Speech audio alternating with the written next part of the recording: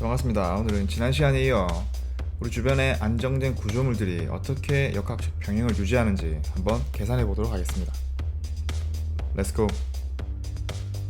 지난 시간에 우리는 역학적 평형에 대해서 이야기를 했죠. 이를 만족하기 위해선 두 가지가 필요하며 알짜힘이 0이 되는 힘의 평형뿐만 아니라 돌림힘의 평형도 만족을 해야 했습니다. 자, 오늘은 이 두 가지를 실제 구조물에 적용시켜 보도록 하겠습니다.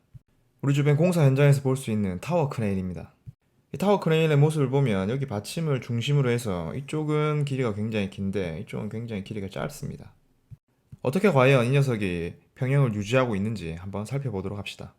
자, 교과서에 나와 있는 그림인데요.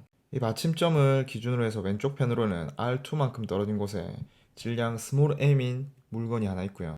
오른쪽에는 라지 m인 어떤 물체를 이렇게 크레인이 들어 올리고 있습니다. 이 녀석은 받침점으로부터 R1만큼 떨어진 곳에 있군요. 자, 그럼 이 상황에서 이 전체가 평형을 유지하기 위해서는 두 가지를 만족해야 된다고 했죠. 첫 번째는 돌림 힘의 평형입니다. 이 받침점을 관통하는 축을 회전축으로 하여서 오른쪽에 이 라지 M 물체는 시계 방향으로의 돌림 힘을 작용하고 있고요. 왼쪽에 이 스몰 M의 물체는 반대로 반시계 방향으로 돌림 힘을 작용하고 있죠. 물체는 어느 쪽으로도 회전하지 않고 있기 때문에 돌림 힘의 합이 0이라는 걸 알 수 있습니다. 자, 돌림 힘을 계산하는 방법은 이렇게 회전팔에다가 작용하는 힘을 곱했었죠. 그래서 오른쪽 라지 M 물체는 R1 곱하기 이 녀석에 작용하는 중력의 힘 라지 mg가 되고요. 왼쪽 물체는 회전팔이 R2에다가 받는 중력의 크기 스몰 mg의 곱이 돌림 힘이 되죠. 자, 그럼 이들을 다 더했을 때 0이 되어야 되는데 둘 다 양수기 때문에 0이 될 수가 없다, 그죠? 이때 고려해 줘야 되는 것이 바로 방향입니다. 둘은 각각 반대 방향으로 돌림 힘을 작용하고 있기 때문에 우리가 만약 시계 방향을 플러스로 둔다면 반시계 방향은 마이너스가 되기 때문에 이 식은 이렇게 표현이 될 수 있겠군요.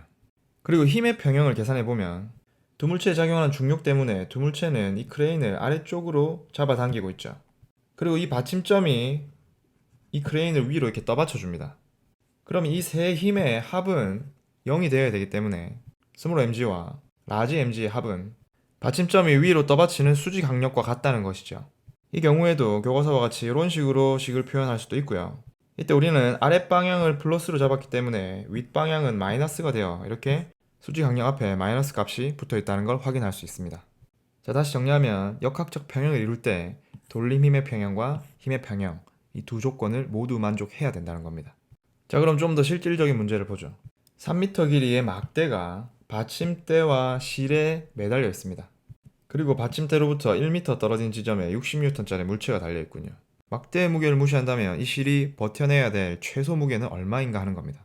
자, 이 문제를 풀 때는 먼저 가장 중심이 되는 회전하는 물체를 정해야 됩니다. 여기 나오는 많은 힘들이 이 막대에 작용하고 있단 말이지. 그래서 이 막대를 중심으로 생각해야 됩니다. 그런 다음에 이 막대에 작용하는 힘들을 다 표시해보죠. 이 받침대가 막대를 위로 떠받치고 있기 때문에 이 막대에는 윗방향으로 힘이 작용하고요. 이 힘을 FP라고 두겠습니다. 그리고 실이 이 막대기를 떨어지지 않도록 잡아당기고 있기 때문에 이 막대에 작용하는 힘도 윗방향이고요. FQ라고 하겠습니다. 그 다음 이 물체는 중력만큼 이 막대를 아래로 잡아당기고 있기 때문에 이 지점에 66N의 힘이 작용하겠군요. 자, 여기서 이제 힘의 평형 조건을 쓸 수 있습니다. 윗방향을 플러스로 하고 아래를 마이너스로 두면 이 위로 잡아당기는 두 힘과 아래로 잡아당기는 힘을 더했을 때 0이 되어야 되죠. 자, 그 다음 고려해야 될 것이 돌림 힘의 평형인데 돌림 힘을 계산하기 위해서는 반드시 회전축이라는 게 필요합니다. 현재 이 상황에서 물체는 이 막대는 회전을 하고 있지 않기 때문에 회전축은 어디를 잡아도 상관은 없습니다. 이 축을 설정하는 데 있어서 중요한 팁 하나는 자, 이 Q를 회전축으로 잡았다고 가정해 봅시다. 그럼 이제 FP, 60N, FQ 이 세 힘에 대한 돌림 힘을 계산을 할 건데 이 힘에다가 회전팔의 길이를 곱한 게 돌림 힘이었단 말이죠. 그러면 Q가 지금 현재 회전축이 되어 있기 때문에 이 FP 힘은 3m의 회전팔을 가지고요. 이 60N 힘은 2m. 그리고 중요한 이 FQ 힘은 팔의 길이가 0이란 말이죠. 그래서 이때 이 FQ 힘은 돌림 힘을 작용하지 못합니다. 그래서 어느 지점을 회전축으로 잡느냐에 따라서 이 회전축에 작용하는 힘을 하나 날릴 수가 있다는 겁니다. 그래서 이 돌림 힘의 부호를 Q를 기준으로 하여 시계 방향은 플러스, 반시계 방향은 마이너스로 잡으면 FP에 의한 돌림힘, 60N에 의한 돌림힘 이게 합이 0이 되는 거죠. 그래서 FP는 40N이라는 걸 알 수 있겠죠. 자, 그럼 이번에는 다른 곳을 회전축으로 잡아보죠. 자, P점을 회전축으로 잡아보도록 하겠습니다. 자, 이 상황에서도 작용하는 힘은 FP, FQ, 그리고 60N 이 세 가지가 작용하고 있고요. 각 힘의 회전팔의 길이를 곱하면 FP는 회전팔이 0이기 때문에 얘는 또 날아가고요. 60N은 회전팔의 길이 1m, FQ는 회전팔의 길이 3m가 되겠죠.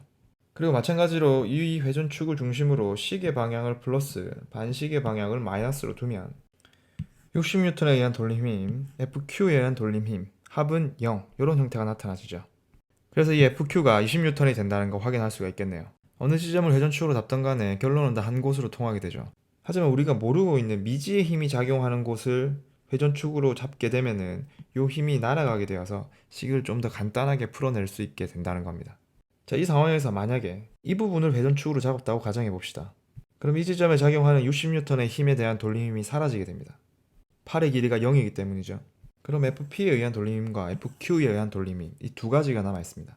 하지만 둘 다 모르는 값이기 때문에 이를 풀어내기 위해서는 이 상황에서는 힘의 평형, 요식과 연립을 해서 풀어내야만 하는 거죠. 그래서 이 빨간색 부분을 회전축으로 잡은 것은 좋은 선택은 아닌 것 같군요. 자, 이 파트가 원래 물려온 마지막에서 좀 센 역할을 하던 문제였는데 이게 이제 물리 2로 넘어왔군요. 자, 이 부분은 충분한 연습만 있다면은 문제 푸는 시간을 줄일 수 있기 때문에 차근차근 연습해 보도록 합시다. 수고했습니다.